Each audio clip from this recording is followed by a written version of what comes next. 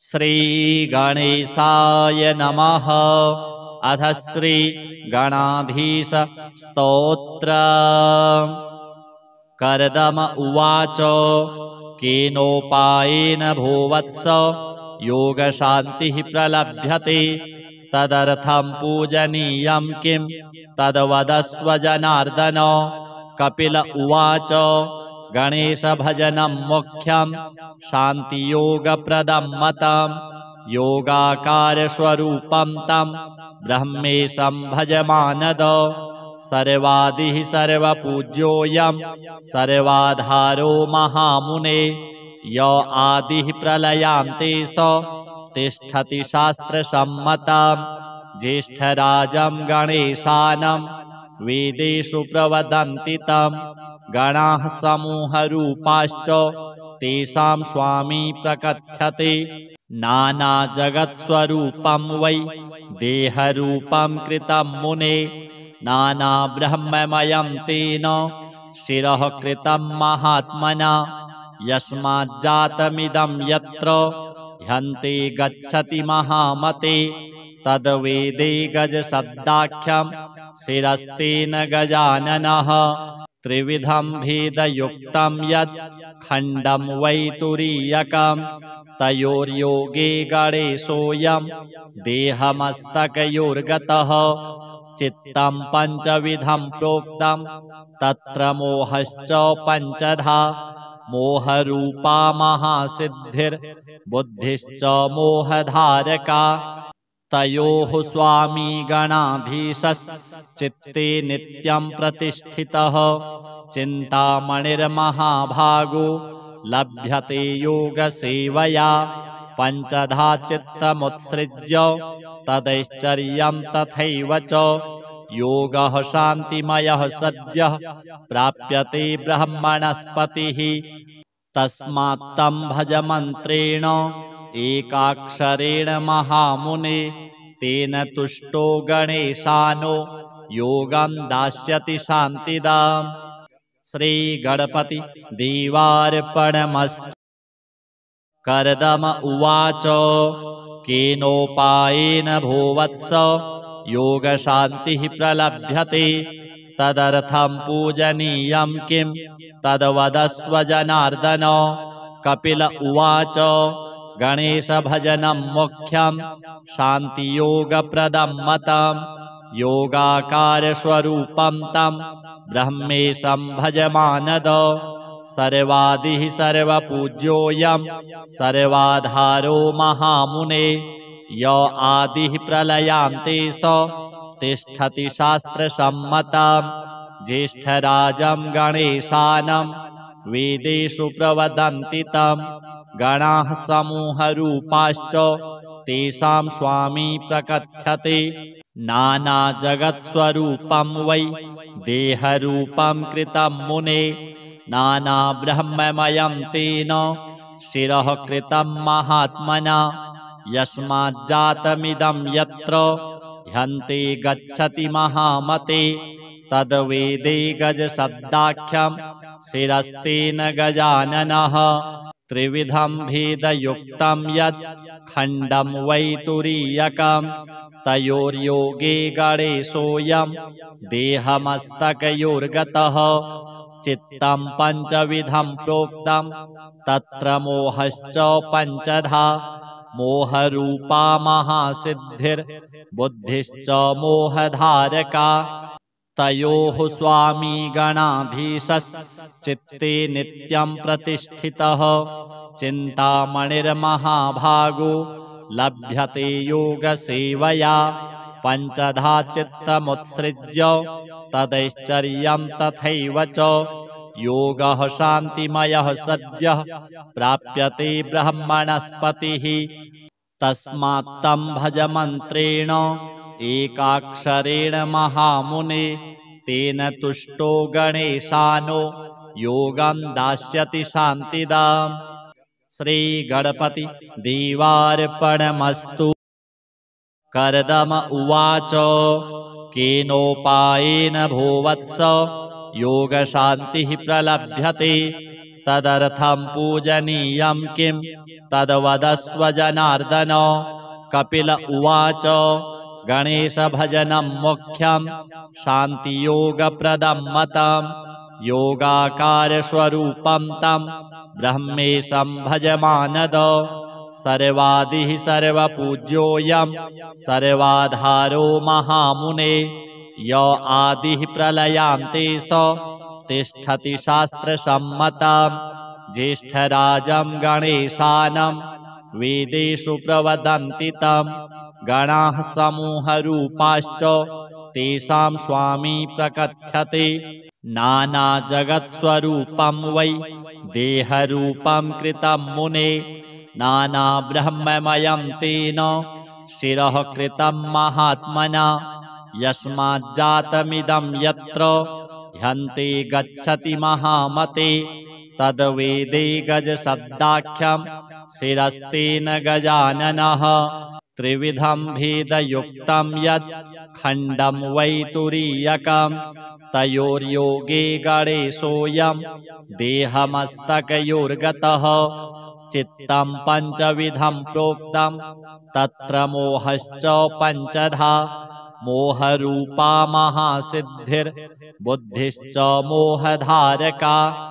तयोः स्वामी गणाधीशश्चित्ते नित्यं प्रतिष्ठितः। चिन्तामणिर्महाभागो लभ्यते योगसेवया। पञ्चधा चित्तमुत्सृज्य तदैश्चर्यं तथैव च। योगः शान्तिमयः सद्यः प्राप्यते ब्रह्मणस्पतिः। तस्मात् तं भज मन्त्रेण एकाक्षरेण महामुने। तेन तुष्टो गणेशानो योगं दास्यति शान्तिदाम्। श्रीगणपति देवार्पणमस्तु। कर्दम उवाच केनोपायेन भोवत्स योगशान्तिः प्रलभ्यते। तदर्थं पूजनीयं किं तद्वदस्व जनार्दन। कपिल उवाच गणेशभजनं मुख्यं शान्तियोगप्रदं मतं। योगाकारस्वरूपं तं ब्रह्मेशं भजमानद। सर्वादिः सर्वपूज्योऽयं सर्वाधारो महामुने। य आदिः प्रलयान्ते स तिष्ठति शास्त्रसम्मतं। ज्येष्ठराजं गणेशानं वेदेषु प्रवदन्ति तं। गणाः समूहरूपाश्च तेषां स्वामी प्रकथ्यते। नानाजगत्स्वरूपं वै देहरूपं कृतं मुने। नानाब्रह्ममयं तेन शिरः कृतं महात्मना। यस्माज्जातमिदं यत्र ह्यन्ते गच्छति महामते। तद्वेदे गजशब्दाख्यं शिरस्तेन गजाननः। त्रिविधं भेदयुक्तं यत् खण्डं वै तुरीयकं। तयोर्योगे गणेशोऽयं देहमस्तकयोर्गतः। चित्तं पञ्चविधं प्रोक्तं तत्र मोहश्च पञ्चधा। मोहरूपा महासिद्धिर्बुद्धिश्च मोहधारका। तयोः स्वामी गणाधीशश्चित्ते नित्यं प्रतिष्ठितः। चिन्तामणिर्महाभागो लभ्यते योगसेवया। पञ्चधा चित्तमुत्सृज्य तदैश्चर्यं तथैव च। योगः शान्तिमयः सद्यः प्राप्यते ब्रह्मणस्पतिः। तस्मात् तं भज मन्त्रेण एकाक्षरेण महामुने। तेन तुष्टो गणेशानो योगं दास्यति शान्तिदाम्। श्रीगणपति देवार्पणमस्तु। कर्दम उवाच केनोपायेन भोवत्स योगशान्तिः प्रलभ्यते। तदर्थं पूजनीयं किं तद्वदस्व जनार्दन। कपिल उवाच गणेशभजनं मुख्यं शान्तियोगप्रदं मतं। योगाकारस्वरूपं तं ब्रह्मेशं भजमानद। सर्वादिः सर्वपूज्योऽयं सर्वाधारो महामुने य आदिः प्रलयान्ते स तिष्ठति शास्त्रसम्मतं ज्येष्ठराजं गणेशानं वेदेषु प्रवदन्ति तं गणाः समूहरूपाश्च तेषां स्वामी प्रकथ्यते नानाजगत्स्वरूपं वै देहरूपं कृतं मुने नानाब्रह्ममयं तेन शिरः कृतं महात्मना यस्माज्जातमिदं यत्र ह्यन्ते गच्छति महामते तद्वेदे गजशब्दाख्यं शिरस्तेन गजाननः त्रिविधं भेदयुक्तं यत् खण्डं वै तुरीयकं तयोर्योगे गणेशोऽयं देहमस्तकयोर्गतः चित्तं पञ्चविधं प्रोक्तं तत्र मोहश्च पञ्चधा मोहरूपा महासिद्धिर्बुद्धिश्च मोहधारका तयोः स्वामी गणाधीशश्चित्ते नित्यं प्रतिष्ठितः चिन्तामणिर्महाभागो लभ्यते योगसेवया पञ्चधा चित्तमुत्सृज्य तदैश्चर्यं तथैव च योगः शान्तिमयः सद्यः प्राप्यते ब्रह्मणस्पतिः तस्मात् तं भज मन्त्रेण एकाक्षरेण महामुने तेन तुष्टो गणेशानो योगं दास्यति शान्तिदाम् श्रीगणपति देवार्पणमस्तु। कर्दम उवाच केनोपायेन भोवत्स योगशान्तिः प्रलभ्यते तदर्थं पूजनीयं किं तद्वदस्व जनार्दन।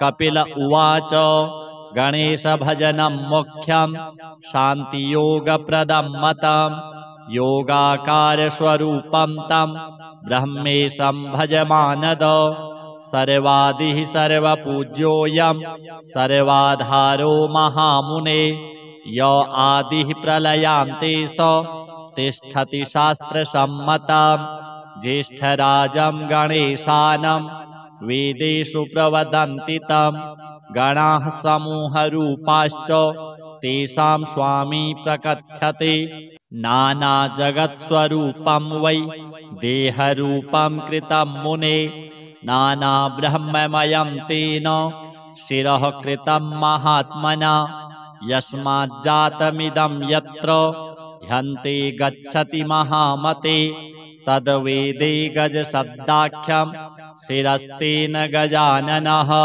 त्रिविधं भेदयुक्तं यत् खण्डं वै तुरीयकं तयोर्योगे गणेशोऽयं देहमस्तकयोर्गतः चित्तं पञ्चविधं प्रोक्तं तत्र मोहश्च पञ्चधा मोहरूपा महासिद्धिर्बुद्धिश्च मोहधारका तयोः स्वामी गणाधीशश्चित्ते नित्यं प्रतिष्ठितः चिन्तामणिर्महाभागो लभ्यते योगसेवया पञ्चधा चित्तमुत्सृज्य तदैश्चर्यं तथैव च योगः शान्तिमयः सद्यः प्राप्यते ब्रह्मणस्पतिः तस्मात् तं भज मन्त्रेण एकाक्षरेण महामुने तेन तुष्टो गणेशानो योगं दास्यति शान्तिदाम्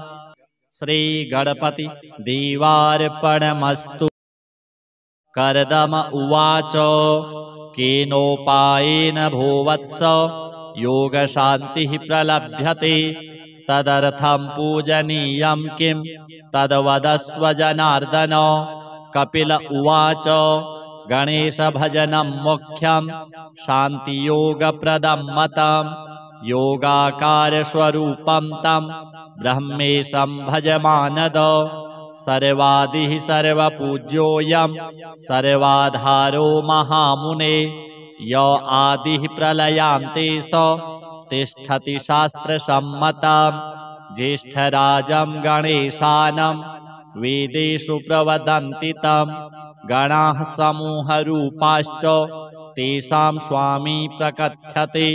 नानाजगत्स्वरूपं वै देहरूपं कृतं मुने, नानाब्रह्ममयं तेन शिरः कृतं महात्मना। यस्माज्जातमिदं यत्र ह्यन्ते गच्छति महामते, तद्वेदे गजशब्दाख्यं शिरस्तेन गजाननः। त्रिविधं भेदयुक्तं यत् खण्डं वै तुरीयकं, तयोर्योगे गणेशोऽयं देहमस्तकयोर्गतः। चित्तं पञ्चविधं प्रोक्तं तत्र मोहश्च पञ्चधा, मोहरूपा महासिद्धिर्बुद्धिश्च मोहधारका। तयोः स्वामी गणाधीशश्चित्ते नित्यं प्रतिष्ठितः, चिन्तामणिर्महाभागो लभ्यते योगसेवया। पञ्चधा चित्तमुत्सृज्य तदैश्चर्यं तथैव च, योगः शान्तिमयः सद्यः प्राप्यते ब्रह्मणस्पतिः। तस्मात् तं भज मन्त्रेण एकाक्षरेण महामुने, तेन तुष्टो गणेशानो योगं दास्यति शान्तिदाम्। श्रीगणपति देवार्पणमस्तु। कर्दम उवाच केनोपायेन भोवत्स योगशान्तिः प्रलभ्यते, तदर्थं पूजनीयं किं तद्वदस्व जनार्दन। कपिल उवाच गणेशभजनं मुख्यं शान्तियोगप्रदं मतं, योगाकारस्वरूपं तं ब्रह्मेशं भज मानद। सर्वादिः सर्वपूज्योऽयं सर्वाधारो महामुने, य आदिः प्रलयान्ते स तिष्ठति शास्त्रसम्मतं। ज्येष्ठराजं गणेशानं वेदेषु प्रवदन्ति तं, गणाः समूहरूपाश्च तेषां स्वामी प्रकथ्यते। नानाजगत्स्वरूपं वै देहरूपं कृतं मुने, नानाब्रह्ममयं तेन शिरः कृतं महात्मना। यस्माज्जातमिदं यत्र ह्यन्ते गच्छति महामते, तद्वेदे गजशब्दाख्यं शिरस्तेन गजाननः। त्रिविधं भेदयुक्तं यत् खण्डं वै तुरीयकं, तयोर्योगे गणेशोऽयं देहमस्तकयोर्गतः। चित्तं पञ्चविधं प्रोक्तं तत्र मोहश्च पञ्चधा, मोहरूपा महासिद्धिर्बुद्धिश्च मोहधारका। तयोः स्वामी गणाधीशश्चित्ते नित्यं प्रतिष्ठितः, चिन्तामणिर्महाभागो लभ्यते योगसेवया। पञ्चधा चित्तमुत्सृज्य तदैश्चर्यं तथैव च, योगः शान्तिमयः सद्यः प्राप्यते ब्रह्मणस्पतिः। तस्मात् तं भज मन्त्रेण एकाक्षरेण महामुने, तेन तुष्टो गणेशानो योगं दास्यति शान्तिदाम्। श्रीगणपति देवार्पणमस्तु। कर्दम उवाच केनोपायेन भोवत्स योगशान्तिः प्रलभ्यते, तदर्थं पूजनीयं किं तद्वदस्व जनार्दन। कपिल उवाच गणेशभजनं मुख्यं शान्तियोगप्रदं मतं, योगाकारस्वरूपं तं ब्रह्मेशं भज मानद। सर्वादिः सर्वपूज्योऽयं सर्वाधारो महामुने, य आदिः प्रलयान्ते स तिष्ठति शास्त्रसम्मतं। ज्येष्ठराजं गणेशानं वेदेषु प्रवदन्ति तं, गणाः समूहरूपाश्च तेषां स्वामी प्रकथ्यते। नानाजगत्स्वरूपं वै देहरूपं कृतं मुने, नानाब्रह्ममयं तेन शिरः कृतं महात्मना। यस्माज्जातमिदं यत्र ह्यन्ते गच्छति महामते, तद्वेदे गजशब्दाख्यं शिरस्तेन गजाननः त्रिविधं भेदयुक्तं यत् खण्डं वै तुरीयकं तयोर्योगे गणेशोऽयं देहमस्तकयोर्गतः चित्तं पञ्चविधं प्रोक्तं तत्र मोहश्च पञ्चधा मोहरूपा महासिद्धिर्बुद्धिश्च मोहधारका तयोः स्वामी गणाधीशश्चित्ते नित्यं प्रतिष्ठितः चिन्तामणिर्महाभागो लभ्यते योगसेवया पञ्चधा चित्तमुत्सृज्य तदैश्चर्यं तथैव च योगः शान्तिमयः सद्यः प्राप्यते ब्रह्मणस्पतिः तस्मात् तं भज मन्त्रेण एकाक्षरेण महामुने तेन तुष्टो गणेशानो योगं दास्यति शान्तिदाम् श्रीगणपति देवार्पणमस्तु। कर्दम उवाच केनोपायेन भोवत्स योगशान्तिः प्रलभ्यते तदर्थं पूजनीयं किं तद्वदस्व जनार्दन। कपिल उवाच गणेशभजनं मुख्यं शान्तियोगप्रदं मतं योगाकारस्वरूपं तं ब्रह्मेशं भज मानद सर्वादिः सर्वपूज्योऽयं सर्वाधारो महामुने य आदिः प्रलयान्ते स तिष्ठति शास्त्रसम्मतं ज्येष्ठराजं गणेशानं वेदेषु प्रवदन्ति तं गणाः समूहरूपाश्च तेषां स्वामी प्रकथ्यते नानाजगत्स्वरूपं वै देहरूपं कृतं मुने नानाब्रह्ममयं तेन शिरः कृतं महात्मना यस्माज्जातमिदं यत्र ह्यन्ते गच्छति महामते तद्वेदे गजशब्दाख्यं शिरस्तेन गजाननः त्रिविधं भेदयुक्तं यत् खण्डं वै तुरीयकं तयोर्योगे गणेशोऽयं देहमस्तकयोर्गतः चित्तं पञ्चविधं प्रोक्तं तत्र मोहश्च पञ्चधा मोहरूपा महासिद्धिर्बुद्धिश्च मोहधारका तयोः स्वामी गणाधीशश्चित्ते नित्यं प्रतिष्ठितः चिन्तामणिर्महाभागो लभ्यते योगसेवया पञ्चधा चित्तमुत्सृज्य तदैश्चर्यं तथैव च योगः शान्तिमयः सद्यः प्राप्यते ब्रह्मणस्पतिः तस्मात् तं भज मन्त्रेण एकाक्षरेण महामुने तेन तुष्टो गणेशानो योगं दास्यति शान्तिदाम् श्रीगणपति देवार्पणमस्तु। कर्दम उवाच केनोपायेन भोवत्स योगशान्तिः प्रलभ्यते तदर्थं पूजनीयं किं तद्वदस्व जनार्दन।